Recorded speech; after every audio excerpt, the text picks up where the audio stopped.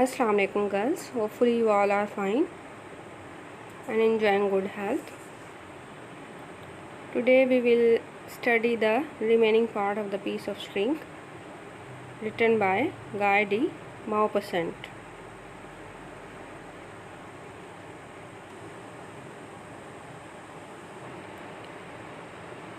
We knew the setting of the story, means the location. Location is all about a great big hall, and the incident takes place on the road near that great big hall, and time is all about means 9 to 10 a.m. and the characters in the story are Mr. Hubert, Mr. Manana, Mr. James, whose pocketbook was lost, the chief of the police, the mayor, the drum beater, and some other people and friends of Mr. Hubert. These are the characters in the short story. Now let's move towards the theme. What is the theme of the short story? The piece of string depicts the hard facts of life. It is written in a simple way, understandable for the common reader. It is a story of rural life where cow and calf can be seen. The main character in the story, Hubert, was very economical, and he was of the view that every useful thing ought to be picked up. So Hubert was of the view that every useful thing ought to be picked up. He was very economical. He took the bit of thin cord,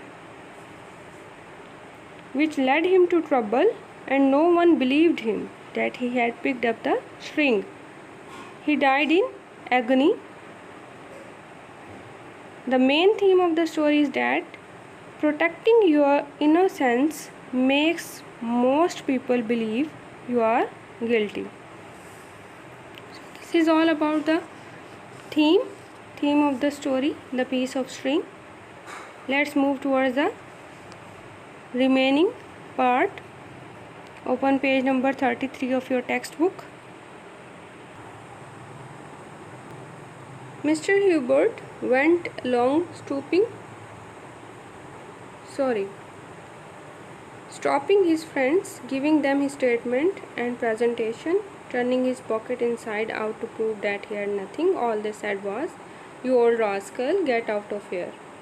So we studied till this paragraph कि mister Hubert अपने friends को रोक रोक कर अपना बयान देता रहा, और वो दिखाता भी रहा कि उसकी जेब में कुछ नहीं है। सबूत के तौर पर वो ये सब दिखाता भी रहा कि उसके पास कुछ नहीं है। और जवाब में उन्होंने क्या कहा? जवाब में उन्होंने सिर्फ इतना कहा, "यू ओल्ड रास्कल", कि तुम बूढ़े बदमाश, गेट आउट ऑफ हियर, यहाँ से दफ़ा हो जाओ, यहाँ से चले जाओ। Mister Hubert went to the village telling every man he knew about his adventure. Mister Hubert गांव चला गया और अपने मामले के बारे में जितना जानता था, अपने मामले के बारे में जितना भी वो जानता था, हर एक को बताता रहा, गांव में हर एक को बताता रहा। But he only met with incredulity, लेकिन उसको बेअतमादी ही का सामना करना पड़ा।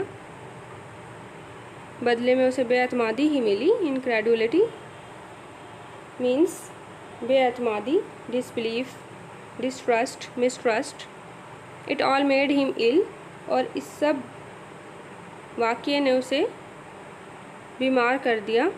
The next day in the afternoon, a man named George returned the pocketbook and its contents to Mr. James, the owner of the pocketbook. और अगले दिन दोपहर में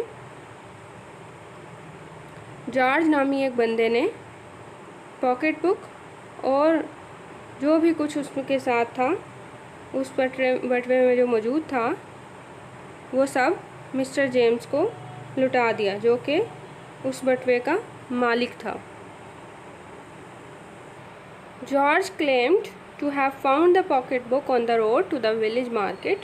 और जॉर्ज ने ये दावा किया कि ये बटवा उसे गांव की मार्केट को जाने वाली सड़क पर मिला था।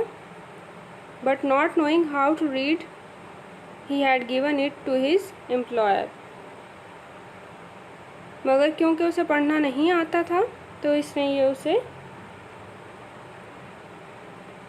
उसके मालिक को दे दिया। The news spread like fire in the neighbourhood. और ये खबर जंगल की आग की तरह आसपास के इलाके में फैल गई। Mister Hubert was also informed. Mister Hubert को भी इतला कर दी गई। He was in triumph. वो सुरखरू हो गया था, कामयाब हो गया था। What grieved me as much was not the thing itself as the lying. There is nothing so shameful as to be called a liar.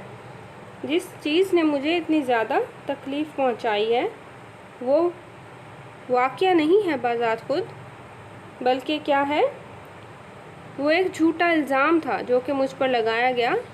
इस चीज़ ने मुझे ज़्यादा तकलीफ़ पहुंचाई। अब वो क्या कह रहा है कि झूठ का इल्ज़ाम लग जाने ने मुझे ज़्यादा तकलीफ़ पहुंचाई है, इस वाक़ये ने इतनी तकलीफ़ नहीं पहुंचाई। झूठा कहलवाने से ज़्यादा कोई शर्मनाक बात नहीं है। What reasons he gave, people were not willing to believe him. कि उसने जो भी दलाल दिए, जो भी उसने रीज़न्स दी, जो भी वजूहात उसने पेश की, लोगों ने उन सब पर यकीन ना किया, उसकी बातों पर या उस पर यकीन ना किया। Those are lying excuses, कि वो सब झूठे बहाने हैं। They said behind his back, और उन्होंने उसकी पीठ के पीछे कहा, पीठ पीछे उन्होंने ऐसा कहा। ह्यूबर्ट फेल्ट दिस शेम, और ह्यूबर्ट ने मतलब शर्मिंदगी महसूस की, एंड डिसग्रेस, और बेइज्जती महसूस की, टू हिज सेल्फ एस्टीम, अपनी इज़्ज़त नफ्स पर, एंड करेक्टर, और किरदार पर। He consumed his heart over this, और इस पर इसका दम घुटने लगा। And wasted away before the very eyes of the people, और लोगों की आंखों के सामने ही वो घुट घुट कर मरता रहा, अपने आप को ज़ाया करता रहा। People started to tell the story of the string to amuse themselves, और लोग रस्सी की कहानी एक दूसरे को जस्ट अम्यूज़ करने के लिए, यानी कि लुत्फ़अंदोज़ होने के लिए सुनाते रहे, दिल बहलाने के लिए, लुत्फ़अंदोज़ होने के लिए वो सुनाते रहे। And told it in a manner of soldier who had been on a campaign and told about his battles. और ये कहानी एक ऐसे सिपाही के अंदाज में बताते हैं जो किसी महाज पर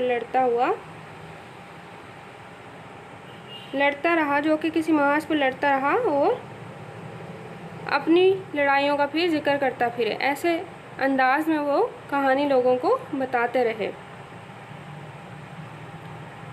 ह्यूबर्ट्स mind touch to the death began to weaken day by day.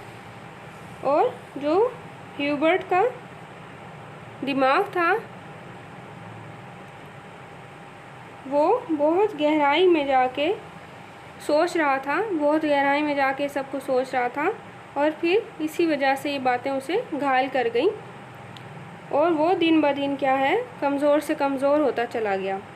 Towards the end of the month, और महीने के आखिर में, he took to his bed, वो बिस्तर से लग गया। He died in the first week of the following month, और वो अगले महीने के पहले हफ्ते में ही दम तोड़ गया। In the delirium of his death struggles, he kept claiming his innocence, reiterating. मौत और हयात की कशमकश में मुब्तला हिज़यानी कैफियत में वो अपनी बेगुनाही का दावा करता रहा। ही kept claiming, वो अपनी बेगुनाही का, अपनी मासूमियत का दावा करता रहा, बार बार दोहराता रहा, a piece of string, कि एक रस्सी का टुकड़ा, by my word of honor I did not lie, कि अपने इज़्ज़त व वक़ार की कसम मैंने झूठ नहीं बोला, and he died, और वो मर गया। It is said that a great flood in its great wrath carried away the people and all their belongings, और फिर कहा जाता है कि एक बहुत बड़ा सैलाब,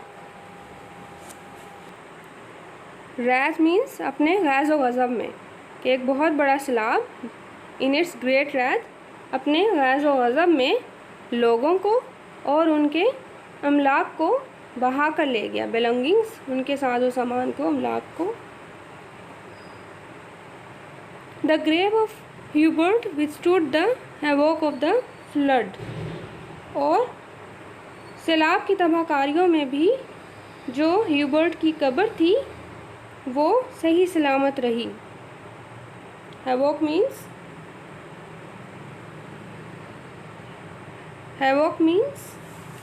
तबाहकारियाँ। सैलाब की तबाहकारियों के दरमियान भी, उन सब के बावजूद भी जो उसकी कब्र थी वो सही सलामत रही, खड़ी रही, withstood. It was engraved on his tombstone, और उसके टॉम्बस्टोन पर ये कुंदा कर दिया गया, ये लिख दिया गया, ईयर्स आफ्टर हिज डेथ, उसकी वफ़ात के कई सालों बाद। हेयर लाइज अ मैन, यहाँ एक ऐसा इंसान दफन है, who told nothing but truth, जिसने कुछ ना कहा सिवाय सच के। हेयर लाइज द मैन, यहाँ एक ऐसा इंसान दफन है, who would not prove his innocence, जो अपनी मासूमियत को, अपनी बेगुनाही को साबित ना कर सका। But the flood proved it, लेकिन सैलाब ने उसे साबित कर दिया। Okay, this is all about the story, the end of the story. The Hubert had been died in the story. The main character Hubert, he died. So you know that self-respect is the most important thing. अब देखिए, उस पर झूठ का जो इल्ज़ाम लग गया, उसकी वजह से उसकी डेथ हो गई। उसको ये झूठ का इल्ज़ाम जो है ये इंतहाई तकलीफ़ देता था। और फिर जो लोगों के रिमार्क्स थे, सम टाइम होता है स्टूडेंट्स भी आपस में एक दूसरे का मजाक उड़ा रहे होते हैं, हंस रहे होते हैं, तो आप इस चीज़ का अंदाज़ा लगाया करें कि आपका हंसना, आपका मजाक उड़ाना कहीं किसी को तकलीफ़ ना पहुंचा दे, कहीं किसी के लिए नुकसानदेह साबित ना हो जाए। तो हमें दूसरों का मजाक नहीं उड़ाना चाहिए, हंसना नहीं चाहिए। सम टाइम हमें रियलिटी पता नहीं होती, हमें सच पता नहीं होता, हम किसी के कहने पर जो है उसकी बातों में आ जाते हैं, और फिर उसकी बातों में आने पर हम दूसरों का मजाक उड़ाना शुरू कर देते हैं, उन पर इल्ज़ाम लगाना शुरू कर देते हैं। तो हमें बिना सबूत के और बिना सच्चाई को जाने, तहकीक किए किसी पर इल्ज़ाम भी नहीं लगाना चाहिए। इससे दूसरे को तकलीफ़ बहुत ज़्यादा होगी, और फिर इस पर जो अज़ाब है, जो गुनाह है बहतान लगाने का या किसी पर इल्ज़ाम लगाने का, तो ये भी बहुत ज़्यादा है। अल्लाह ताला शदीद नाराज़ होते हैं इस अमल पर, इस फ़ेल पर। तो बिना तहकीक किए, बिना सच जाने हमें दूसरों के बारे में कुछ नहीं कहना चाहिए, और ख़ास तौर पे दूसरों की बातों में आके तो दूसरे को कुछ नहीं कहना चाहिए। Okay, here the meanings of difficult words are given. So you have to learn the meanings of difficult words, and you will also see the synonyms of these words. You will learn the synonyms of these words. We'll do the exercise tomorrow. इंशाल्लाह।